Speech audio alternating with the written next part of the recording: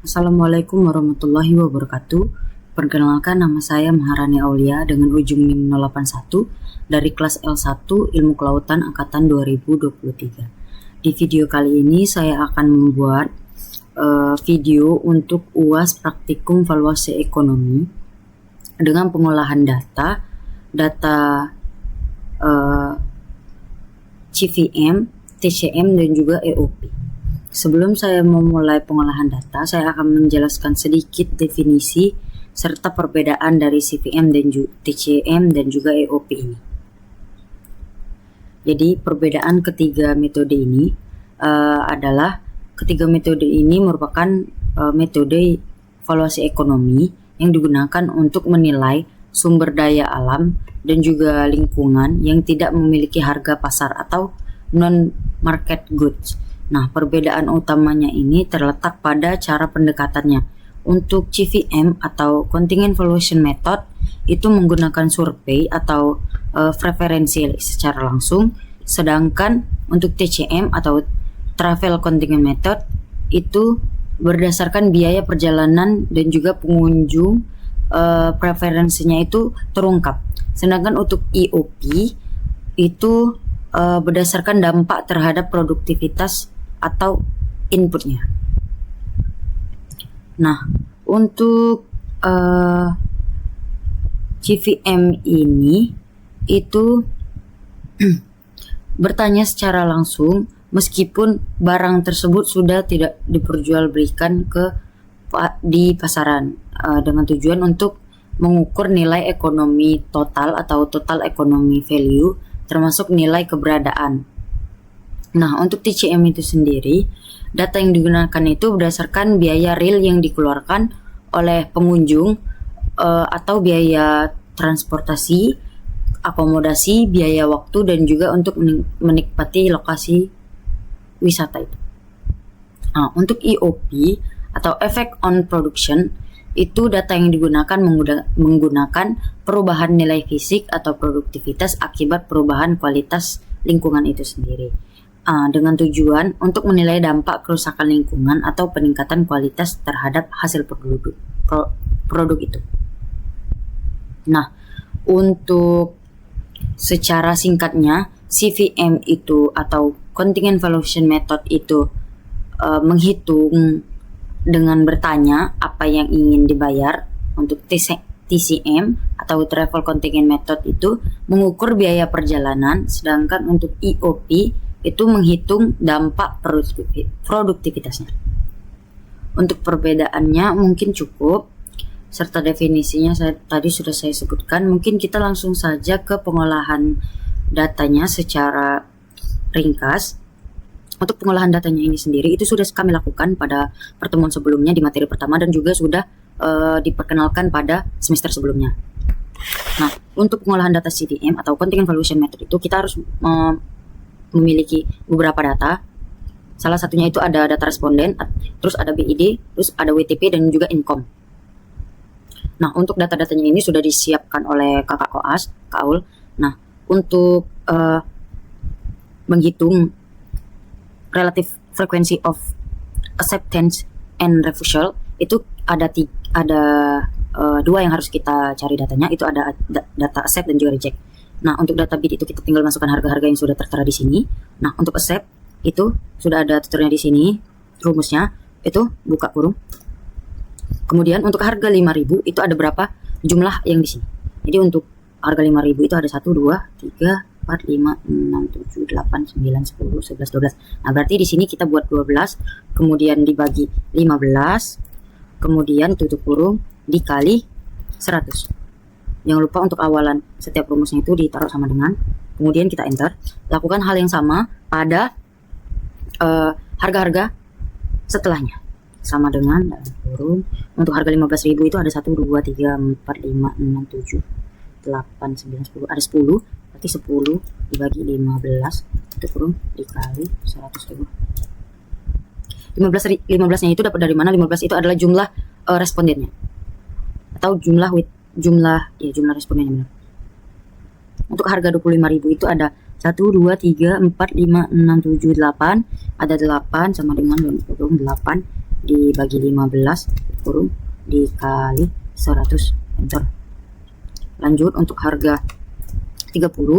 Harga 30 itu ada 1 2 3 4 5, ada 5 dibagi 15 kurung kali 100. 5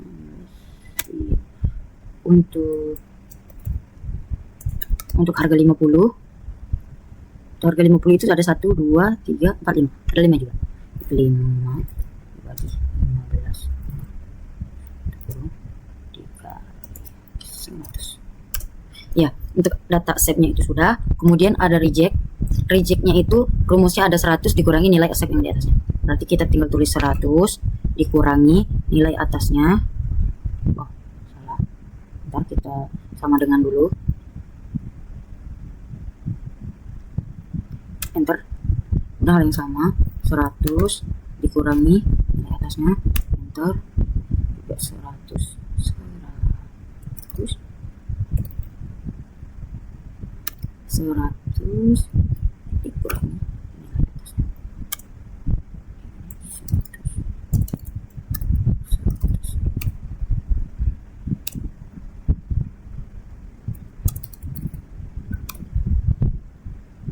Ya, untuk nilai accept dan juga rejectnya udah ada. Kemudian kita langsung ke ini cumulate reject. Nah, untuk rejectnya ini kita isi dengan nilai reject yang di sini. Nah, untuk persen, kemudian kita isi di sini 20, berarti 20%. Yang ini juga sama, 20% juga berarti. Nah, untuk yang ini berarti yang 15.000. Kalau 15.000 berarti 33,33, berarti 33%. Yang ini juga 33. Yang ini berarti 93,04, 93. Yang ini juga 93. Yang ini 66,67, jadi kita bulatkan jadi 67 karena dia di atas 6. Yang ini 6 sama aja 67. Ini juga sama 67. Nah, untuk assumption of class median itu ini udah ada rumusnya, berarti kita klik sama dengan buka kurung 0, nilai 0 itu ini rumus yang di sini kita masukin ke sebelahnya, ditambah 5.000 tutup kurung dibagi 2, enter. Nah, lakukan hal yang sama untuk nilai-nilai setelahnya. Sama dengan buka kurung 5.000 ditambah 15.000 nilai setelahnya. Tutup kurung dibagi 2. Sebelum ini kita cek dulu ya. Oh, ini belum ada nilainya. Dulu tutup ya. Sama dengan buka kurung 15.000 salah. 15.000 23 ditambah 25.000 23 tutup kurung dibagi 2.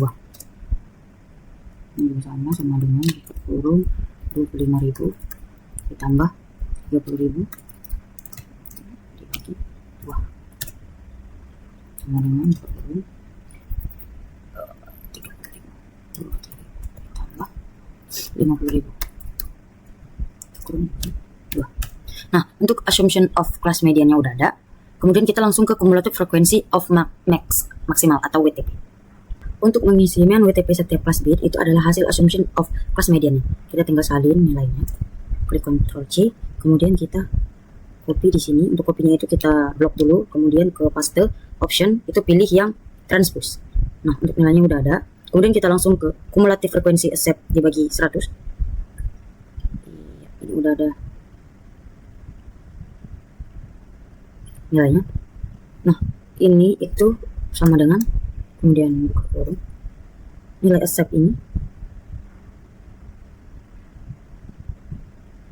dibagi 100. Sorry, kita belum masuk. Sama dengan buka kurung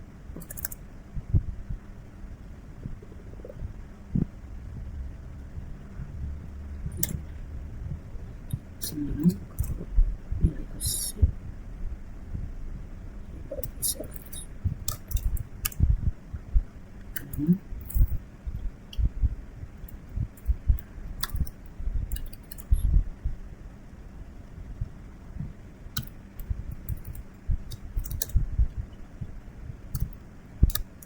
Ya, itu sih.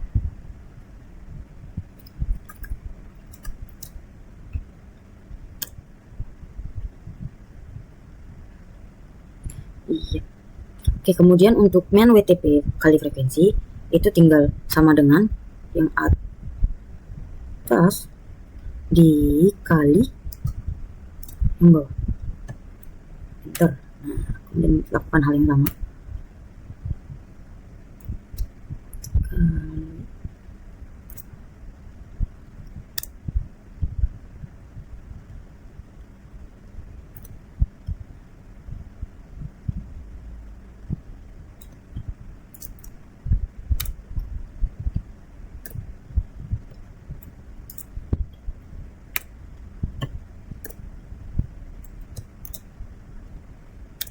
Ya, untuk main WTP kali frekuensinya udah ada. Kemudian kita lanjutkan untuk main WTP non parametrik untuk semua kelas atau total. Itu kita klik sum, sama dengan sum. Iya. Kemudian kita blok nilai main WTP kali frekuensi. Semuanya kita blok. Iya. Kemudian tutup kurung, lalu enter. Iya. Ini adalah nilai main WTP non parametrik untuk semua kelasnya. Kemudian langkah ke berikutnya itu kita buat grafik nilai accept dan juga reject. Kita blok dulu nilai accept dan juga rejectnya. Kemudian kita ke insert, lalu ke insert, kemudian insert line or area chart. Kita pilih yang line. Ya, untuk grafiknya itu seperti ini. Nah, untuk pengolahan data CVM atau coding and valuation methodnya udah selesai. Kemudian kita lanjutkan untuk pengolahan data TCM atau travel contingent.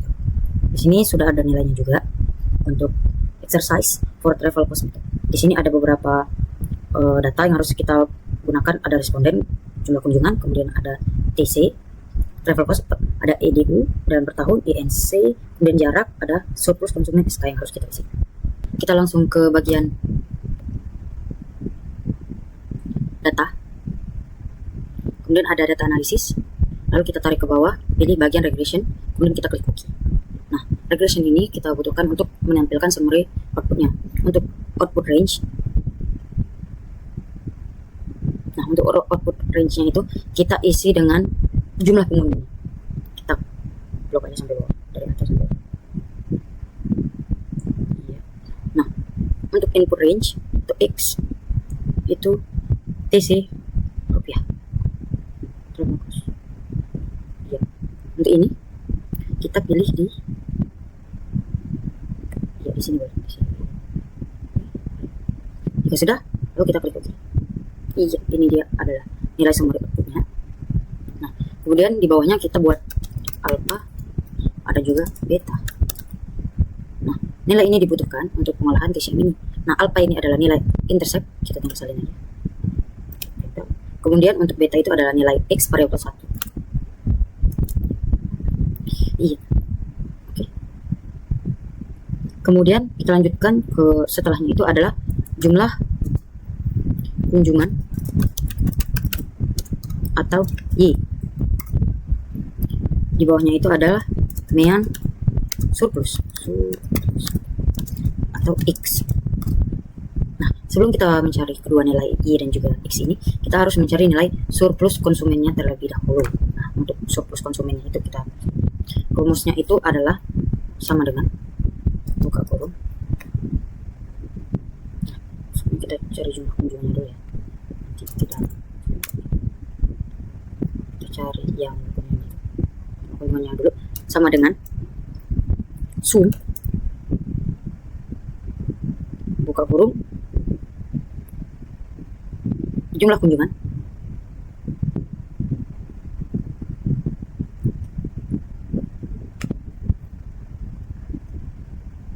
semuanya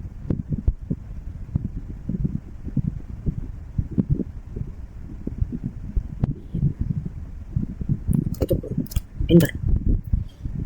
Ini dia jumlah kunjungannya udah ada. Jadi kita lanjutkan untuk surplus konsumen sama dengan buka kurung jumlah kunjungan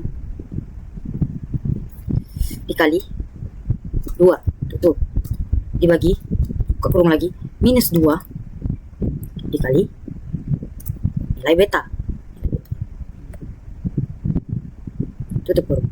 Nah, sebelum enter pastikan setelah dikali ada hurufnya itu kita beri kode dolar. Setelahnya juga kasih kode. Jadi ada 2. Lalu kita baru bisa klik enter. Iya, ini adalah nilai surplus konsumennya. Kemudian kita bisa langsung drag ke bawah. Ya, sudah selesai. Ini adalah jumlah kunjungannya, benar ya, berarti 500. Benar ya, berarti. Nah, untuk main surplus atau X itu sama dengan average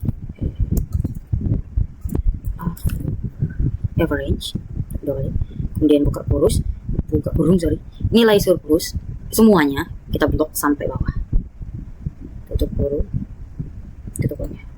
enter. Iya, nilainya udah ada ya. Jika nilai Y dan juga X nya sudah ada, kita lanjutkan untuk nilai data sekunder jumlah kunjungan dalam 1 tahun.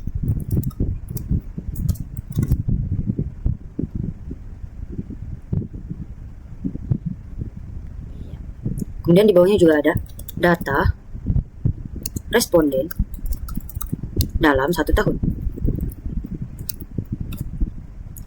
Iya, untuk data sekunder jumlah kunjungan dalam 1 tahun ini, rumusnya itu adalah ini. Total jumlah kunjungan dalam 1 tahun ini ada 80.000. Ya, tinggal buat aja di sini. 80.000.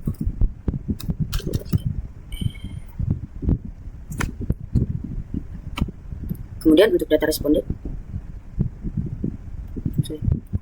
ini kita tinggal buat 80,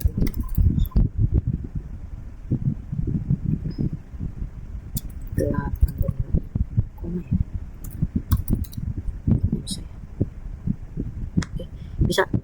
Kemudian ada data respondennya dalam 1 tahun itu, rumusnya adalah sama dengan nilai X dibagi nilai Y.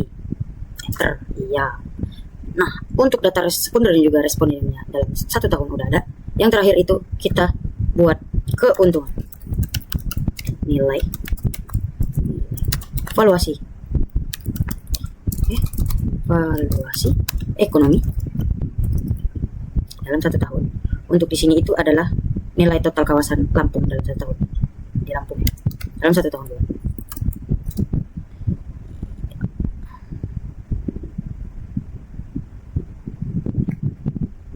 Rumusnya itu sama dengan nilai data sekunder dikali data responden. Kemudian klik, kita klik enter. Iya, ini adalah keuntungan nilai valuasi ekonomi pantai yang berada di Lampung dalam waktu 1 tahun. Nah, begini hasil akhir dari pengolahan data TCM atau travel cost method. Mungkin itu saja yang dapat saya sampaikan. Lebih dan kurang pada saat penyampaian saya mohon maaf. Kepada Allah saya mohon ampun. Itu saja yang dapat saya sampaikan untuk pengolahan data UAS valuasi ekonomi dan hukumnya. Saya ucapkan terima kasih. Wassalamualaikum warahmatullahi wabarakatuh.